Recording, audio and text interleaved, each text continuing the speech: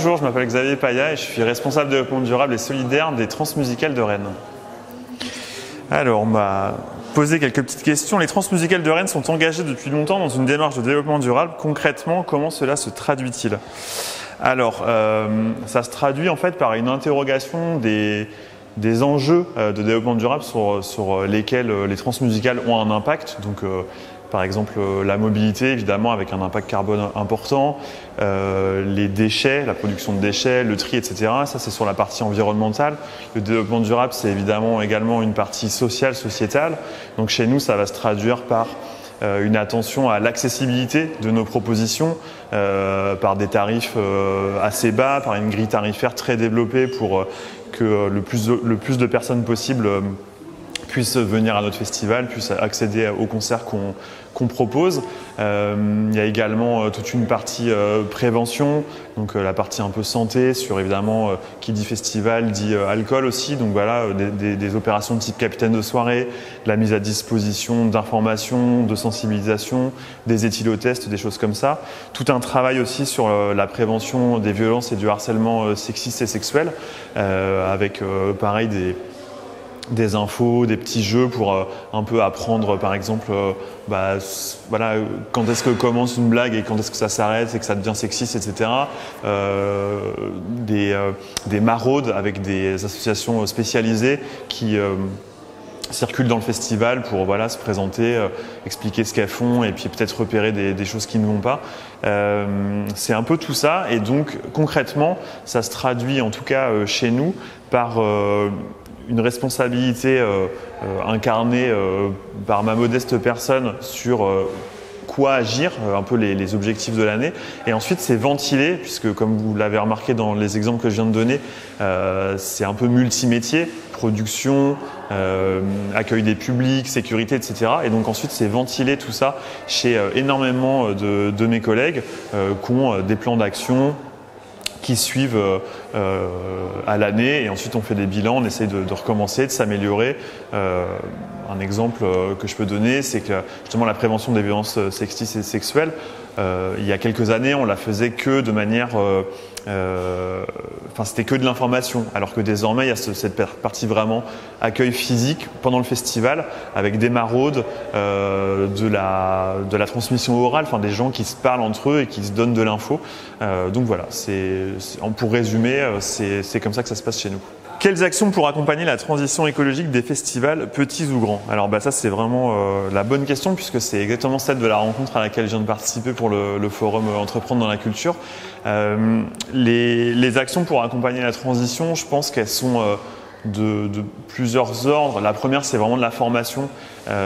Typiquement, moi, j'ai pas été formé à ces questions. Ma formation initiale, elle est assez différente de ce que je fais vraiment aujourd'hui, au jour le jour dans mon métier. Donc, de la formation par des pairs, par des personnes qui sont issues de notre secteur. Donc, en l'occurrence, pour moi, festival, qui ont vraiment des expériences pratiques en matière de décarbonation, de transition écologique, d'amélioration de telle ou telle pratique de notre festival pour le rendre plus résilient, plus durable, plus accessible, plus divers, moins créateur de déchets, etc. Ensuite, il y a évidemment des leviers de financement. Les Transmusicales, c'est un festival qui est soutenu par les pouvoirs publics, par de l'argent public, et c'est hyper important puisque ça nous permet de tenter des actions que certains festivals qui sont sur un schéma économique vraiment à 100% d'autofinancement, qui s'autofinancent eux-mêmes, peuvent plus difficilement mettre en place. Donc les aides publiques, c'est hyper important. Ça peut aller juste d'aide pour mettre en place des actions contre les violences sexistes et sexuelles. Ça peut être des aides pour améliorer nos achats en termes de nourriture, de boissons, etc. C'est des aides aussi qui financièrement vont nous aider à proposer des tarifs très bas pour toujours être très accessible, le plus accessible possible. Enfin, il y a vraiment plein de types d'aides possibles. Ça, c'est la partie plus aide par justement les pouvoirs publics, donc le ministère de la Culture, les collectivités locales, potentiellement des entreprises privées qui peuvent être mécènes ou sponsors. Je pense qu'il y a aussi des actions entre nous qui sont très importantes, entre festivals.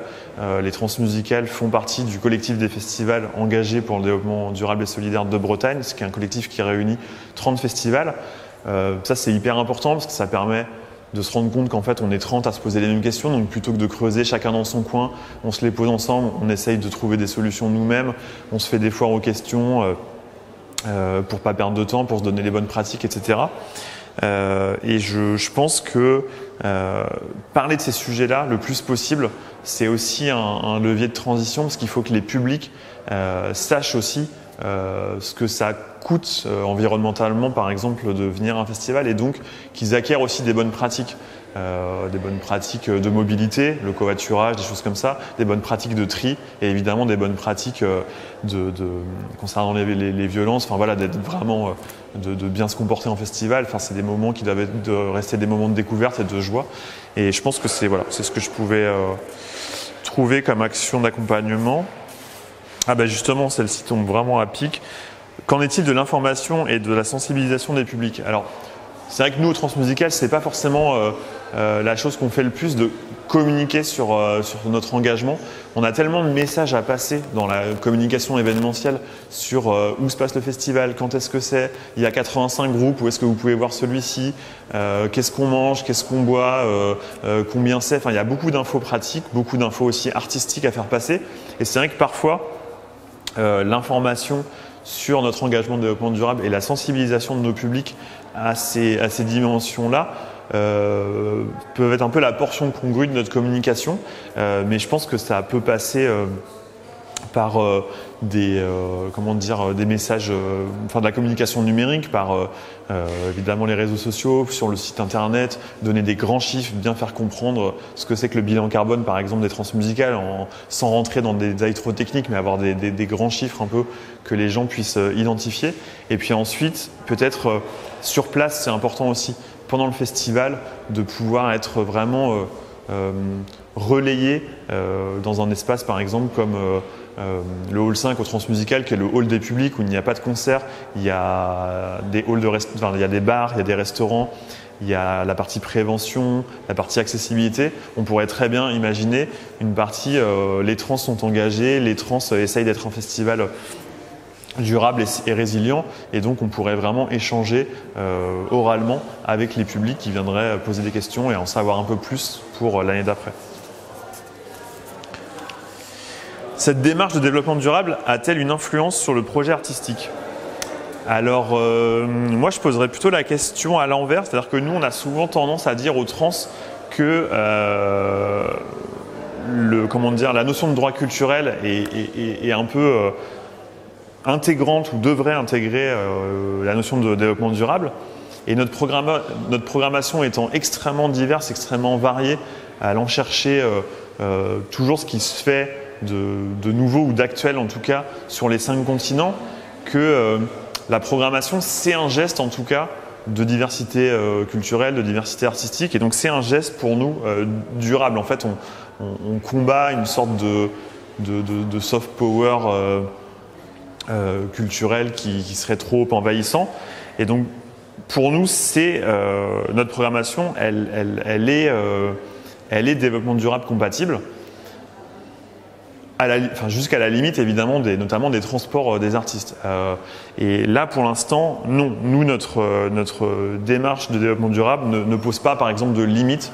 Pour l'instant on n'a pas de budget carbone comme on pourrait avoir, comme on a un budget financier de programmation, et donc on n'a pas, par exemple, on ne dit pas non à un artiste qu'on voudrait faire jouer, enfin on ne se dit pas non à nous-mêmes parce qu'il viendrait de loin, etc. Pour l'instant on ne se pose pas les questions comme ça.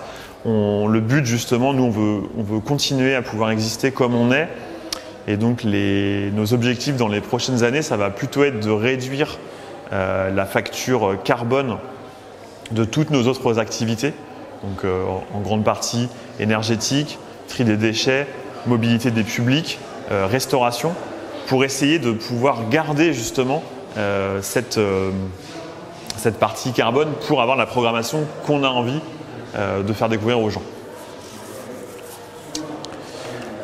Le temps de cette transition, de ces changements d'habitude, c'est du temps long. Combien d'années selon vous? Alors là, ça c'est vraiment, c'est un peu la question piège. Les transmusicales sont engagées dans le développement durable depuis 2005. Moi, j'ai l'impression là que les années récentes, on pousse un peu sur l'accélérateur, évidemment influencé par le contexte global. Moi, je pense que c'est au moins du 10, 15 ans, voire 20 ans pour que chacune comprenne vraiment les impacts de sa pratique culturelle, mais aussi, bon là, ça dépasse vraiment le culturel, c'est les pratiques du quotidien tout court, les mobilités, la consommation, etc. Donc pour moi, c'est vraiment une question de 10 à 20 ans, sauf que le GIEC nous dit qu'on a moins de 3 ans désormais pour agir, en tout cas agir fortement. Mais ça, j'ai envie de dire, c'est quand même plutôt le temps des politiques publiques plutôt que le nôtre. En tout cas, nous, on s'y met année après année et on essaie de faire ce qu'on peut, mais c'est vrai que là, cette question, elle est un peu flippante, je dois bien le dire.